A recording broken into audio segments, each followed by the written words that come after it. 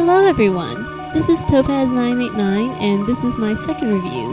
Today I will be continuing the Castlevania Game Boy Advance trilogy with Harmony of Dissonance. I was planning on getting to this sooner but had to replace my hard drive. Anyways, on to the review.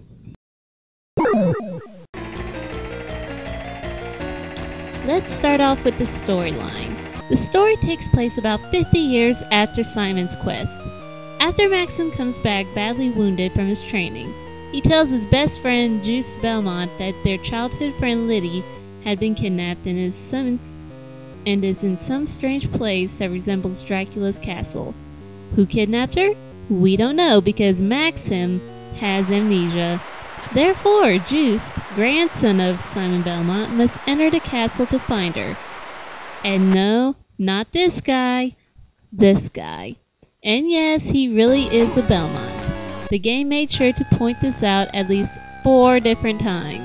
And once we enter the castle, there we meet, I kid you not, your best friend's evil clone who has created an even eviler Dracula's castle clone in another dimension that is a reflection of your best friend's evil clone's soul due to the fact that their souls split and now you must rescue the girl before death goes and reunites them back to one castle. Worst plot in the series? Maybe. Yeah, even the main character thinks it's stupid.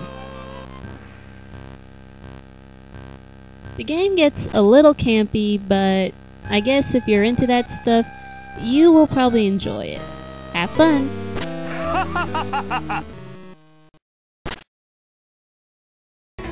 And now to the gameplay. Harmony of Dissonance uses the traditional whip and sub-weapon system plus a new magic system. Hold the attack button and move the D-pad to make the whip tip fling around and destroy certain projectiles. Special tips are available for the tip to perform other abilities, but you have to manually change them back and forth from the start menu. Now to dash, you could use the L or R trigger, or to backdash, you just use the same thing, determining which direction you are facing. Finally, to use your sub-weapons, you press up and attack, and to use your magic, you press up and attack as well, but you must have a spellbook turned on. 5 minutes into the game, you'll pick up your first spellbook. When you turn them on, your sub-weapon will become a magic attack and use MP. In order to go back to sub-weapons, you would have to pause, go back to spellbooks, and turn them off.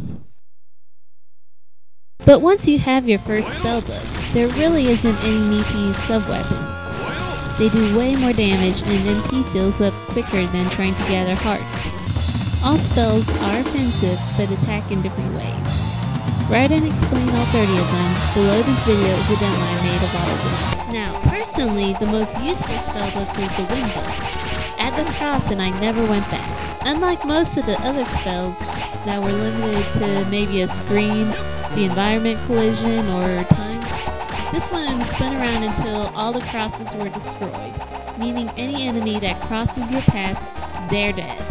Since magic refills over time, usually when one wind cross barrier was finished, you had more than enough to create another.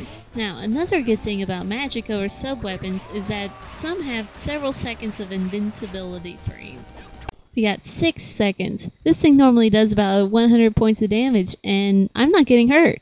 And over here, 5 seconds of invincibility, and I kill everything on the screen.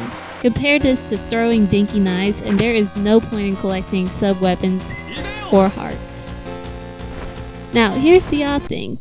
I played the game 3 times before this review. It wasn't until I was just browsing the web when I found out there was a shortcut. Apparently, if you press up plus a trigger button, it'll change the spellbook. Down plus both trigger buttons turns them off. Playing like this was awesome, but why didn't they say that you could do it? It's not a cheat. It's a way of eliminating the tedious effort of switching back and forth on magic and sub-weapons. They'll tell you through a hint card that you could teleport in certain rooms, but not this. The difficulty is actually fairly balanced. Out of all 3 Castlevania Game Boy Advance games, this one probably had the smartest enemies. They aren't in some set pattern, but if they see you, they will try to use a move that will most likely hit you. Bosses look great, and again, they actually attack you. Most of the 21 bosses will run you against the wall until you have no choice but to take a little damage and find a way out. But what makes these boss battles so awesome is that if you hit them enough times, or in the right spots, you can actually cause them to flinch and back off a bit. It creates this feeling that every hit must count. It's either you or him. They aren't too overpowered to where you have to grind to stand a chance, but if you aren't careful, they'll kill you in a few hits. You do have an experience system where the higher your level is, the less points you receive. In Harmony, there isn't a lot of points needed to level up, and most of the enemies give a large amount of experience. If I was in trouble, I just used magic. If I didn't have magic, I had sub-weapons. But most importantly, I had quick save. What that did was save everything I earned at that point. If I died on the way, it'd just take me back to my last save point intact. If your level is very high, then there are plenty of areas where you can just skip the enemies and continue exploring. Probably the biggest fault in the game would be the exploration. I wasn't a big fan of it. There were too many rooms where, to increase the playtime, you had to weave back and forth in the same room, going up and weave down to get to the other side. There's quite a few rooms where there were no enemies at all, and you still had to wind down. It feels like they wanted to make certain sections bigger, but didn't have enough time to design some enemies for it. What's odd about this game is that it's easy to get lost in, but there are hardly any secret passages in it. This ends part 1 of the review.